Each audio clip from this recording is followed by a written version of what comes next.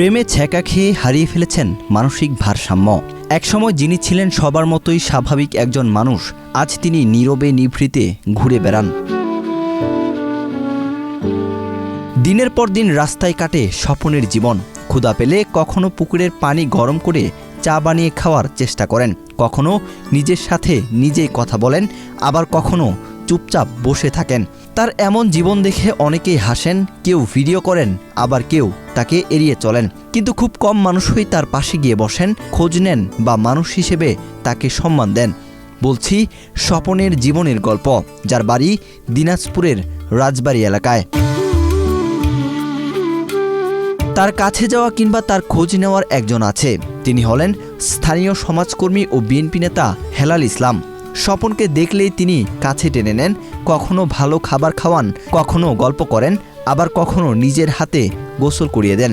কারণ তার বিশ্বাস, মানসিক ভারসাম্যহীন মানুষের সবচেয়ে বেশি প্রয়োজন ঔষধের পাশাপাশি ভালোবাসা, যত্ন এবং সমাজের গ্রহণযোগ্যতা। সম্প্রতি স্বপনকে গোসল করিয়ে নতুন একটি শার্ট ও প্যান্ট উপহার দেন হেলাল ইসলাম। আর এরপরই যেন বদলে যায় পুরো দৃশ্য। পরিচ্ছন্ন পোশাকে তাকে দেখে প্রথম দেখায় বোঝারই উপায় ছিল না যে তিনি দীর্ঘদিন ধরে মানসিক সমস্যার সঙ্গে লড়াই করছেন। নতুন কাপড়ে তাকে অনেকটা স্বাভাবিক মানুষের মতোই মনে হচ্ছিল। কেমন লাগতেছে দেখতে? ভালো। ভালো লাগতেছে? হ্যাঁ। আমার দিকে দেখো না, হ্যাঁ, একটা হাসি দাও সুন্দর করে। হেলাল ইসলামের এমন উদ্যোগ স্থানীয় মানুষেরও প্রশংসা কুড়িয়েছে। অনেকে বলছেন, আমরা যদি অবহেলা না করে এমন মানুষদের পাশে সবাই দাঁড়াই, হয়তো তারাও আবার সমাজের মূল ধারায় সহজেই ফিরতে পারবেন। আমি দীর্ঘদিন ধরে দেখতেছি রাজবাড়ি পাগলটা এখানে ঘোরাফেরা করে। হেলাল ভাই দেখতেছি যে দীর্ঘদিন ধরে তাকে খাওয়াচ্ছে, আজকে গোসল করাইলো, কাপড় চোপড় দিল। আসলে হেলাল ভাই একটা খুব ভালো কাজ করতেছে। হেলাল ভাইয়ের মতন যদি সব মানুষে আগায় আসতো, তো এরকম পাগলগুলো আরও দেশে থাকতো না, ভালো হতো।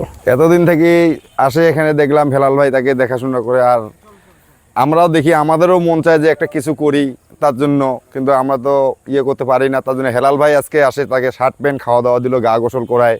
এটা দেখে আমাদেরকে খুব ভালো লাগতেছে। সমাজকর্মী ও বিএনপি নেতা হেলাল ইসলাম জানান, স্বপনের এমন মানবেতর জীবনযাপন দেখে খারাপ লাগে।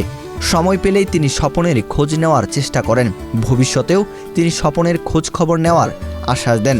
সে দেখলেন যে পরিষ্কার হয়ে তাকে কি সুন্দর লাগতেছে, স্মার্ট লাগতেছে, এবং সে কিন্তু আর কি অনেক প্রশ্নের উত্তর দিতে পারতেছে, কথা বললে কথা শুনতেছে।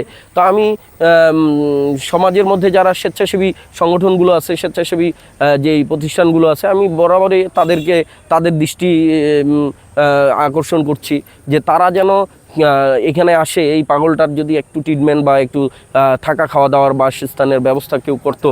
আসলে তার যেই অবস্থা, এই অবস্থা থেকে আমার মনে হয় যে সে যেইভাবে পরিষ্কার পরিচ্ছন্নভাবে আজকে এই যে পোশাক আশাক পরে আছে, সে কিন্তু অনেকজনের সঙ্গে কথাবার্তা বলে। তার একটা ন্যূনতম একটা ট্রিটমেন্টের দরকার। ট্রিটমেন্ট হলে আমার মনে হয় যে সে ভালো হয়ে যাবে। স্বপনের মতো এমন মানসিক ভারসাম্যের পাশে দাঁড়ানো হেলাল ইসলামের এমন মানবিক কাজ সমাজের সবাইকে অনুপ্রাণিত করবে, এমনটাই আশা করছেন এলাকাবাসী। ওয়াহিদ হোসেন জিহাদ, বাংলাদেশ প্রতিদিন।